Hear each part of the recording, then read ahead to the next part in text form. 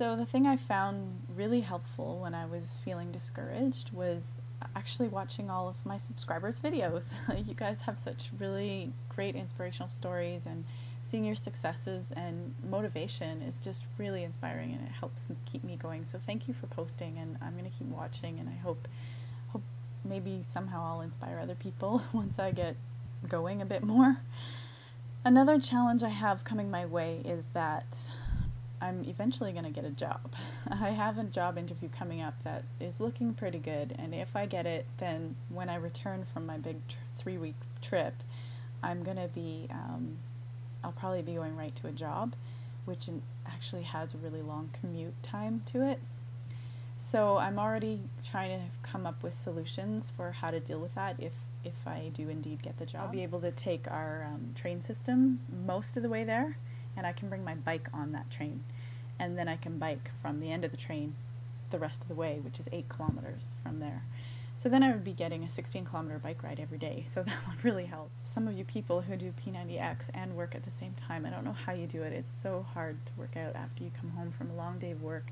Even if all you're doing is sitting at a desk all day, it totally is exhausting mentally, and you get home and you're just like, oh, the last thing I want to do is work out, because also I'm starving and want to eat. So I guess there'll have to be some smart snack planning to avoid that sort of starvation period and be able to do a workout right when I get home. And then one of the things I've really noticed in terms of my results is that I'm stronger. I can do a lot more of the moves that Tony does, that before I was like, there's no way I can do this, there's no way. But I started out by just modifying them, maybe holding myself up with half an elbow or something, and I'm getting closer and closer to be able to actually do the full move, and sometimes some of them I have done.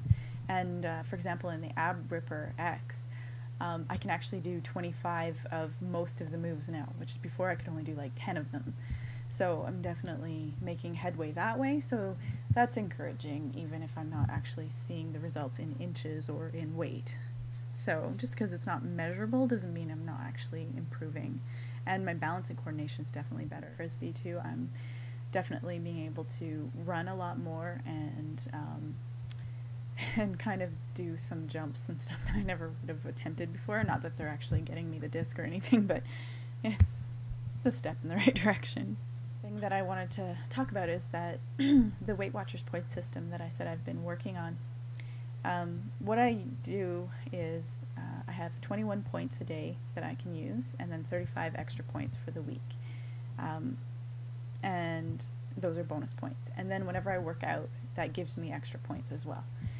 And the points are based on a ratio, a calculation that incorporates the calories and the fat grams and the fiber grams, because the more fiber in something, the more your body can break it down.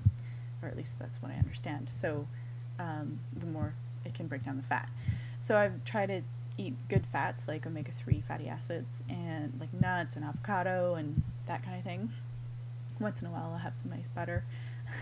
But I try to, I keep that stuff to a minimum, but for me life is all about enjoying food and enjoying wine. So the challenge is really to find a nice balance where I can have some of that but not go overboard. So that'll be a real challenge of mine when I get back from my big trip. I have this really cool app on my iPhone, which is called Edibles. It's been so long since I bought this app, and they have improved it so much since the first time I bought it. Here is my Edibles app.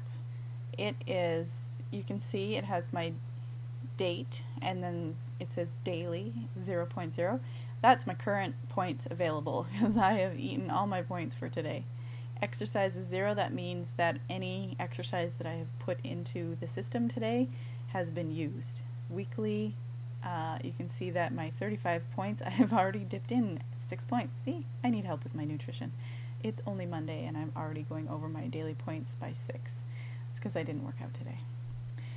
But today was supposed to be Yoga X, but I have skipped it. But I'm doing the video. The other cool thing about this is it has something called a weight log down here. Let's see if I can get it going there. Yep.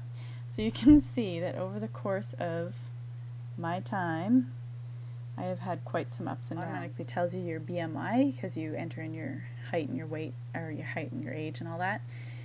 And it'll tell me like my remaining points to my goal. It's kind of blurry, but you can see it has my current weight, my starting weight, my total loss to date, and which is 7.5 pounds. That's not too bad, but that's since January 2009. My goal, 145 pounds, and I still have 22.5 pounds to lose to get to my goal. Now it has this really great feature called the calculator, which depends on the point system you're following. Like if you're just counting calories, you can add in a formula of your own, like you can look them up online and whatnot, but you can see I've got the complicated Weight Watchers mathematical formula in there. But you could just simply put in how many calories you want to reach in a day, and then what happens is as you enter your food, it'll start calculating and give you a little red indicator saying this is how many calories you have left for the day. I guess I look forward to seeing you next week and showing you my before and after, and hopefully there'll be another bit of a weight loss, and yeah, maybe I can do a better job of showing you the Edibles app. Alright, ciao for now.